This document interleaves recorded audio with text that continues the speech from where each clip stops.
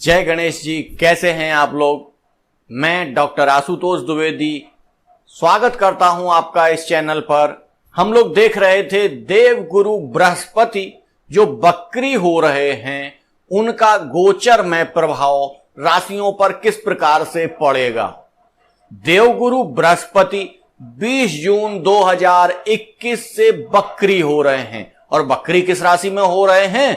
कुंभ राशि में हो रहे हैं। और कुंभ राशि में वक्री होकर ये 2 नक्षत्रों में गमन करेंगे। कौन से? सतविसा नक्षत्र जो राहु का नक्षत्र है, इसमें ये 20 जून से लेके 20 जुलाई तक गोचर में रहेंगे। और फिर धनिष्ठा नक्षत्र जो मंगल का नक्षत्र है, उसमें ये 21 जुलाई से गोचर करेंगे। और ये पूरा गोचर काल इनका, वक्री गोचर काल इनका 120 दिन का होता है। 18 अक्टूबर को पुनः ये वक्री से मार्गी हो जाएंगे। और मार्गी कहां पर होंगे? ये मकर राशि में मार्गी होंगे। और इसके पश्चात मार्गी होकर कुछ समय तक ये मकर में रहेंगे। उसके पश्चात ये 21 नवंबर 2021 को पुनः कुंभ राशि में आ जाएंगे। इस समय की क्या ग्रह स्थितियां रहेंगी, राशियों पर गुरु के इस प्रभाव का क्या असर पड़ेगा, क्या नेगेटिव असर पड़ेगा, क्या पॉजिटिव असर पड़ेगा, इसकी चर्चा आइए हम लोग कर लेते हैं। हां, और एक चीज और, ये जो राशिफल हम बता रहे हैं ये आपका चंद्र राशि पे आधारित है। यानी कि आपके जन्म चक्र या लग्न चक्र या कुंडली में जहां पर भी चंद्रमा बैठे होंगे, उसी राशि को आपकी चंद्र राशि कहा जाएगा। और उसी के आधार पर हम ये राशिफल बता रहे हैं। ठीक है, ये चीज क्लियर हो गई। 14 सितंबर से कुंभ से मकर में आ जाएंगे वक्री जो गुरु हैं। और उसके पश्चात मकर से कुंभ में पुनः कब आएंगे? ये 21 नवंबर 2021 को। तो इस दौरान क्या क्या स्थितियां बनेंगी, क्या परिस्थितियां बनेंगी, इनकी सारी चर्चा मैंने पहले वीडियो में कर दी है। उसमें 3 राशियों की चर्चा हम कर चुके हैं। आज हम इसमें देखते हैं चौथी राशि कर्क राशि की बात। हां, एक चीज और, इस वीडियो में हमने टाइम स्टैंप लगा दिया है।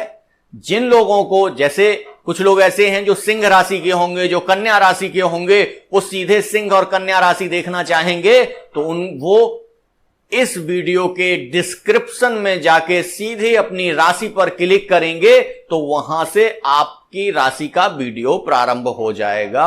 और अपना वीडियो देखने के पश्चात आप अपना कार्य में लग सकते हैं। ठीक है, चलिए आइए देख लेते हैं कि कर्क राशि में देवगुरु बृहस्पति का यह गोचर क्या प्रभाव लेकर आया है, क्या स्थितियां लेकर आया है। कर्क राशि में यह अष्टम और सप्तम का फल देगा। यानी कि कर्क राशि के जातकों में इस समय जो देवगुरु हैं वो अष्टम में बैठे हुए हैं। और अष्टम से ये सप्तम में जाएंगे 14 सितंबर को। तो अष्टम और सप्तम की ये स्थितियां बनाएंगे। तो देख लेते हैं कि इस दौरान क्या स्थितियां बनेंगी। कर्क राशि के जातकों को 20 जून से 20 जुलाई तक चोट चपेट एक्सीडेंट का डर रहेगा। इस समय यदि आप वाहन चला रहे हैं तो संभल के चलाइए। हां, एक चीज और, गोचर की जो ये घटनाएं हैं वो तभी ज्यादा प्रभावी होंगी, नेगेटिव तभी प्रभावी होंगी जब आपकी राशि में जन्मांक चक्र में आपके गुरु नेगेटिव स्थिति में होंगे, नीच के होंगे, वक्री होंगे, तब वो स्थितियां ज्यादा प्रकट होंगी। और यदि ठीक होंगे तब वो उतनी प्रभावी नहीं होंगी। फिर भी आपको इन सब चीजों का ध्यान रखना है।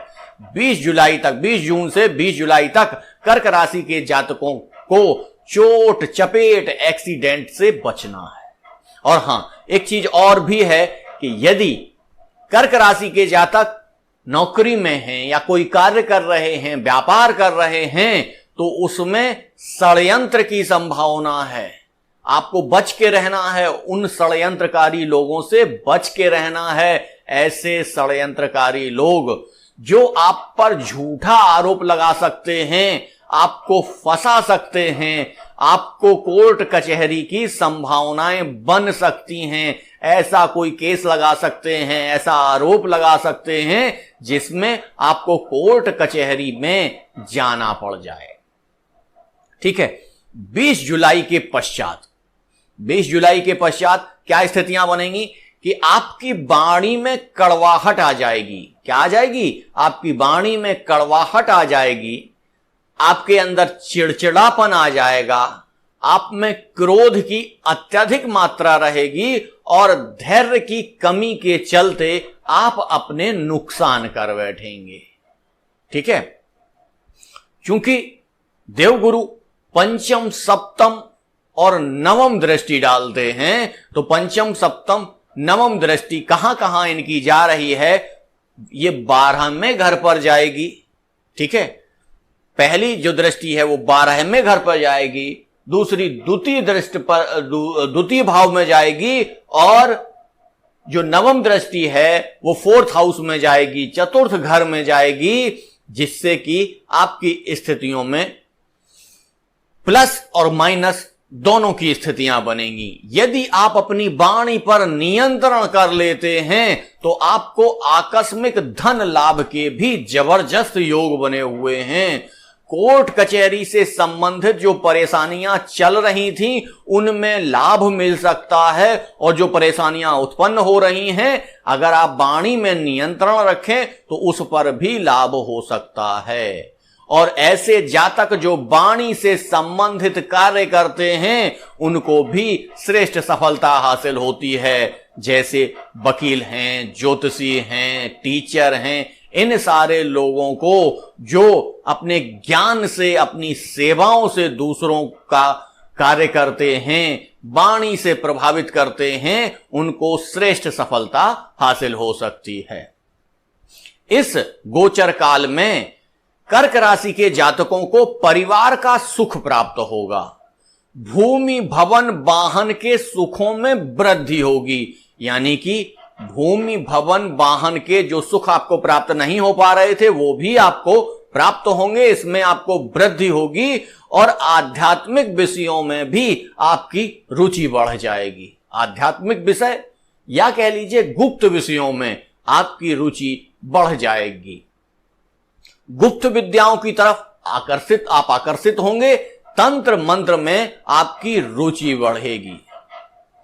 और हां, यदि आप किसी समस्या में हैं तो उस क्षेत्र के ज्ञानी व्यक्ति के द्वारा, यदि आपको कोई रोग है, यदि आप कोई चीज नई जानना चाहते हैं, कोई नया ज्ञान लेना चाहते हैं और आपको वो समस्या आ रही है, तो उस समस्या में उस क्षेत्र के ज्ञानी व्यक्ति से संपर्क करके आप अपनी समस्या का समाधान कर सकते हैं, उस समस्या को दूर कर सकते हैं। हां, इस समय आप साधु सन्यासी की सेवा करके अपने इस गोचर के काल का श्रेष्ठ लाभ ले सकते हैं।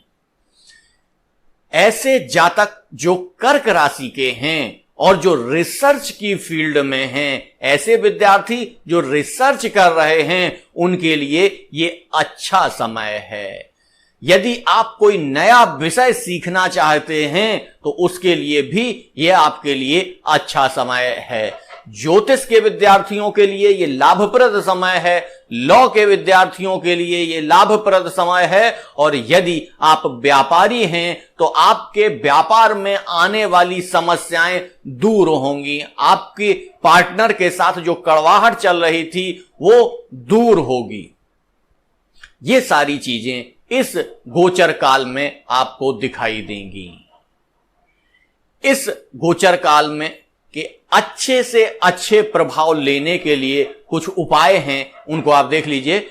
इस गोचर काल में आप विष्णु भगवान की आराधना कर सकते हैं, बृहस्पतिवार का व्रत कर सकते हैं, तथा बृहस्पतिवार के दिन माथे में केसर का तिलक लगा सकते हैं। इससे आप इस गोचर काल का श्रेष्ठ से श्रेष्ठ लाभ उठा सकते हैं। चलिए, यह तो हुआ कर्क राशि का राशिफल।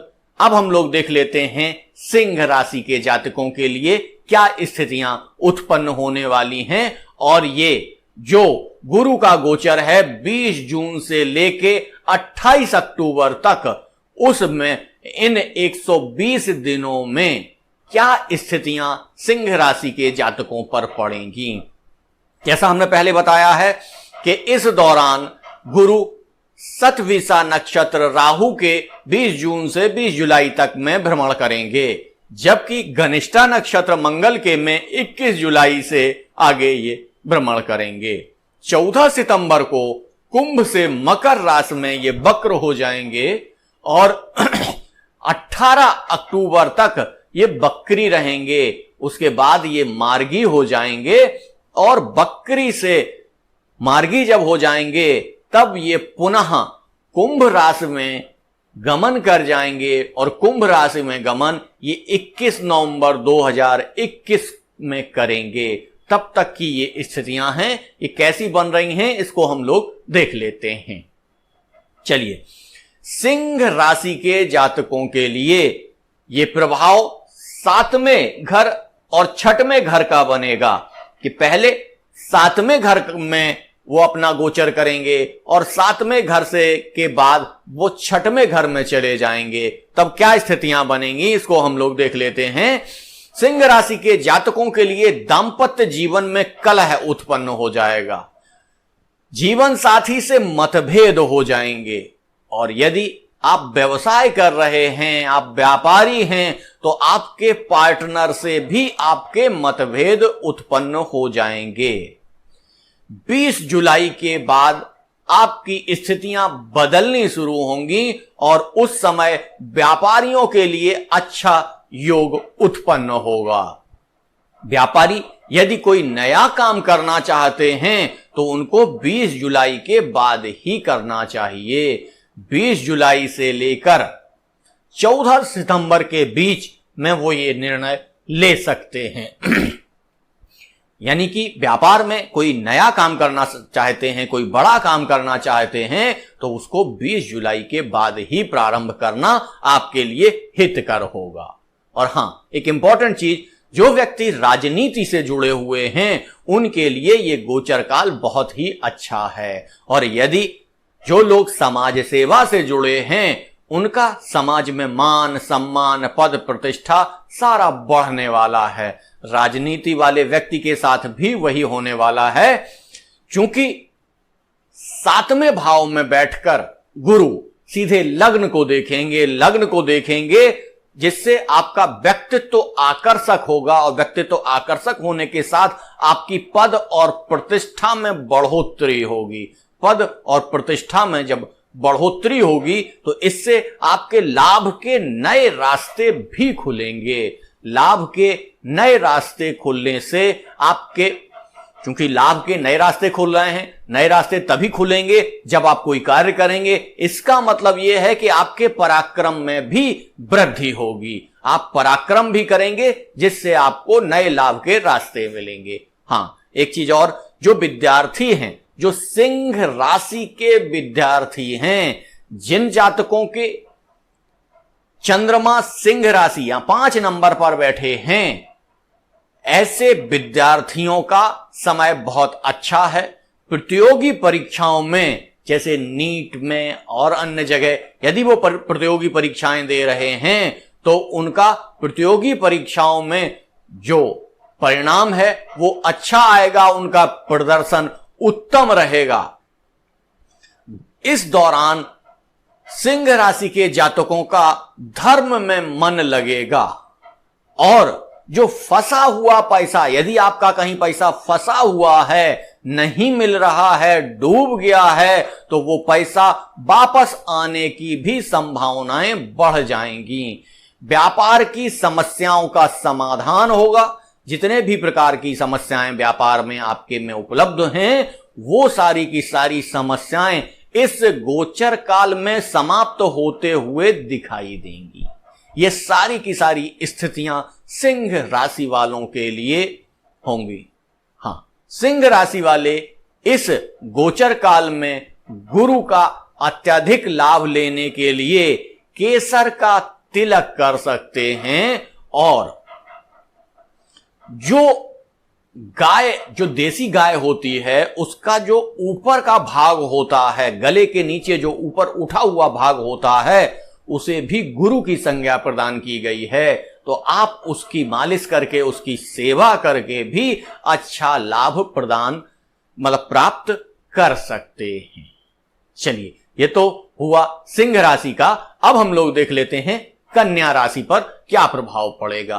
कन्या राशि में देवगुरु बृहस्पति के बकरी गोचर का क्या प्रभाव पड़ेगा, यानी 20 जून 2021 से लेकर 18 अक्टूबर 2021 तक के समय पर क्या प्रभाव कन्या राशि के जातकों पर पड़ेगा, उसको हम लोग देख लेते हैं। कन्या राशि में 6वें भाव में इस समय गुरु हैं, उसके पश्चात वो बदल के 5म हाउस में चले जाएंगे। ये हमने सारा विस्तार से बता दिया है कि सतविसा नक्षत्र राहु का है, जिसमें 20 जून से 20 जुलाई तक गुरु रहेंगे। घनिष्ठा नक्षत्र जो मंगल का है, उसमें 21 जुलाई से 18 अक्टूबर तक रहेंगे। और इस दौरान क्या स्थितियां बनेंगी, उनको हम लोग देख लेते हैं। चलिए आइए देखते हैं कन्या राशि वालों के जीवन पर क्या प्रभाव पड़ेगा। कन्या राशि के लोगों को जीवन में इनका जो है वो जीवन साथी से मतभेद दिखाई दे रहा है। इस समय जीवन साथी से कलह उत्पन्न होगी, और सबसे बड़ी चीज, जीवन साथी के पैरों में, जोड़ों में, हड्डियों में दर्द की समस्याएं भी यहां पर दिखाई देंगी। इन स्थितियों से के साथ साथ 20 जुलाई से लेकर 14 सितंबर तक अच्छा समय रहेगा। इस अच्छे समय में कार्य क्षेत्र में जो व्यवधान आ रहे हैं, वो व्यवधान समाप्त होंगे। नित्य प्रति शत्रुओं का निर्माण होगा, ठीक है, लेकिन शत्रुओं पर विजय आपको मिलती रहेगी। लेकिन शत्रु आपके साथ लगातार कुछ ना कुछ करते रहेंगे। ये समय, ये गोचर में यदि विद्यार्थी अपना कार्य करते हैं, विद्यार्थियों के लिए ये श्रेष्ठ समय है। कोरोना काल में विद्यार्थियों की स्थितियां खराब रहीं, लेकिन यदि इस गोचर काल में विद्यार्थी अपनी कोई परीक्षा देते हैं, उनका कोई रिजल्ट इस समय आता है, तो रिजल्ट निश्चित तौर से बहुत अच्छा आएगा। यदि जन्मांक चक्र में उनके गुरु की स्थितियां अच्छी हैं, गुरु नीच के नहीं हैं, गुरु बकरी नहीं है, गुरु पाप पीड़ित नहीं है, तब निश्चित तौर से उनको ये सारे लाभ मिलने वाले हैं। कोर्ट कचहरी की समस्या का निदान होगा। यदि आपकी कोई ऐसी समस्या है जिसके मामले में आप कोर्ट कचहरी में फंसे हुए हैं, तो इस गोचर काल में वो कोर्ट कचहरी की समस्या का निदान होगा। व्यर्थ के व्यय पर नियंत्रण लगेगा। व्यर्थ का जो व्यय है उस पर आपके पर नियंत्रण लग जाएगा। और वाहन से दुर्घटना, चोट चपेट की संभावना आपकी इस दौरान बनेगी। षड्यंत्र का शिकार हो सकते हैं, आप बच के रहिएगा, क्योंकि आपका षड्यंत्र कौन करेगा? आपका करीबी व्यक्ति करेगा, जो धोखा देगा। तो षड्यंत्र से आपको बचने की आवश्यकता है।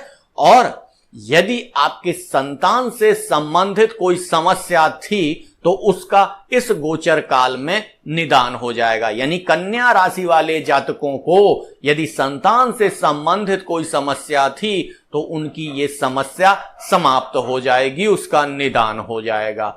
जीवन साथी से मतभेद ना करें, ये सलाह है मेरी कि जीवन साथी से मतभेद ना करें। मतभेद को जितना टाल सकते हैं उतना टालें, कलह को जितना टाल सकते हैं उतना टालें, क्योंकि घर में कलह अच्छा नहीं होता। घर में आप ईगो प्रॉब्लम का सामना ना करें। जितना आप लिबरल रहेंगे उतनी चीजें आपकी अच्छी होंगी। हां, एक चीज और, इस समय कन्या राशि के जातक यदि किसी को ऋण दे रहे हैं, किसी को पैसा उधार दे रहे हैं, तो ना दें, क्योंकि ये पैसा वापस नहीं आएगा। और यदि किसी के ऋण में आप गारंटर बन रहे हैं वो भी ना बने, क्योंकि गारंटर को ही पैसा देना पड़ जाएगा, वो पैसा वापस नहीं आएगा। तो इस चीज का बहुत ध्यान रखने की आवश्यकता है। ये जो गोचर है कुछ राशियों के लिए बहुत अच्छा होता है, कुछ राशियों के लिए नॉर्मल होता है, तो कुछ के लिए खराब भी होता है। चलिए, ये जो समस्याएं हैं, ये जो स्थितियां हैं, इनसे निपटने के लिए हम लोग क्या क्या कर सकते हैं, इनका क्या उपाय कर सकते हैं, उसको हम लोग देख लेते हैं। उपाय में हम लोग यही करेंगे कि हल्दी की 7 गांठों का हम लोग दान कर सकते हैं, या 7 गांठों को अपने ऊपर से घुमा के जल में प्रवाह कर सकते हैं।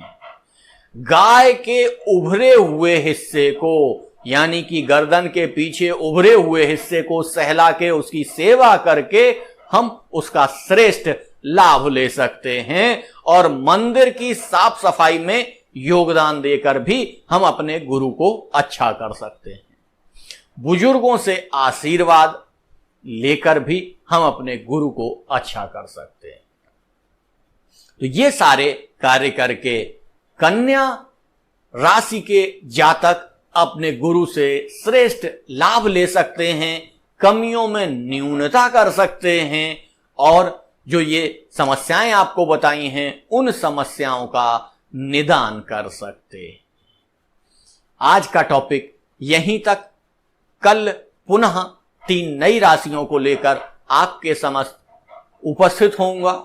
हां, जिन मित्रों ने हमारे चैनल को सब्सक्राइब नहीं किया है तो प्लीज चैनल को सब्सक्राइब कर लीजिए। वीडियो अगर अच्छा लगा है तो लाइक करिए और अधिक से अधिक शेयर करिए।